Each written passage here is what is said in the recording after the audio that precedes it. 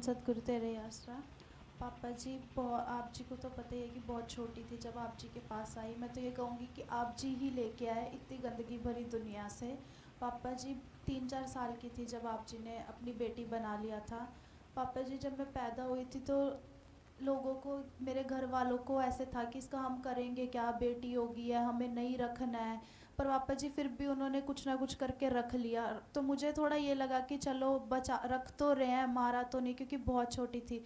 पर पापा जी जो उसके बाद ज़िंदगी थी वो तो बहुत पत्थर थी।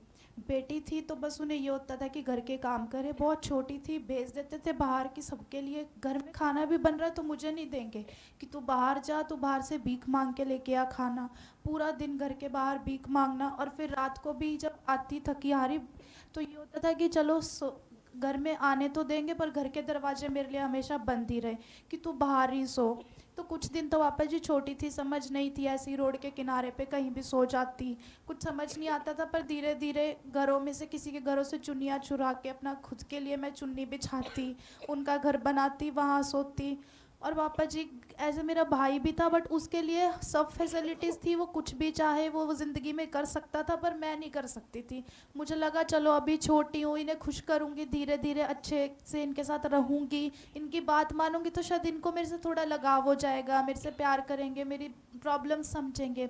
पर ऐसा कभी भी नहीं हुआ। और पापा जी जब धीरे धीरे थोड़ी और बड़ी होगी तो घर में टेंशन बढ़ने लगी कि इसका करेंगे क्या। तो ऐसी ऐसी बातें भी आई कि चलो आगे किसी को दे देते हैं, सौदा हो गया, किसके नाम का पैसा आ जाएगा, पैसा तो कम आएगी।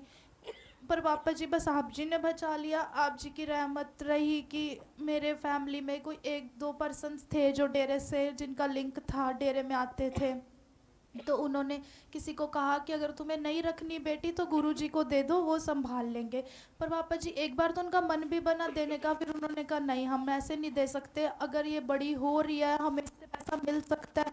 क्योंकि उनका दिमाग गंदा चल रहा था, उन्हें था कि बैठे बिठाए पैसा मिलेगा तो हम इसे क्यों दें।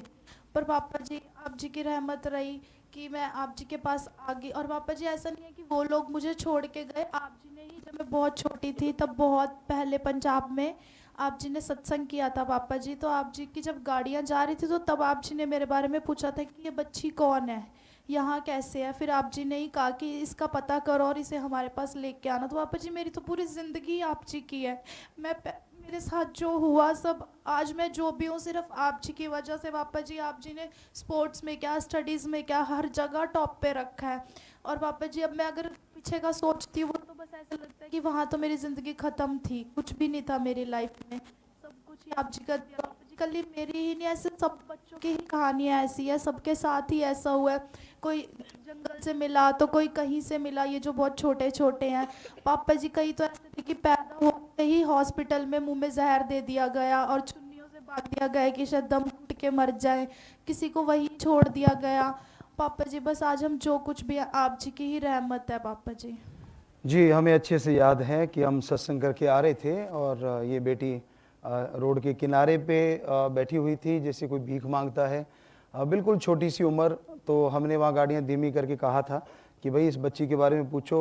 फटे हाल कपड़े थे और बिल्कुल एक चुनरी जैसे टंगी होती है घर बनाने के लिए, एक तंबू टाइप, तो उस टाइप। तो फिर जब पता चला तो आज ये बेटी बहुत सारे मेडल जीत चुकी है और ये सारों की कहानी इन बच्चों की आज आपके सामने है।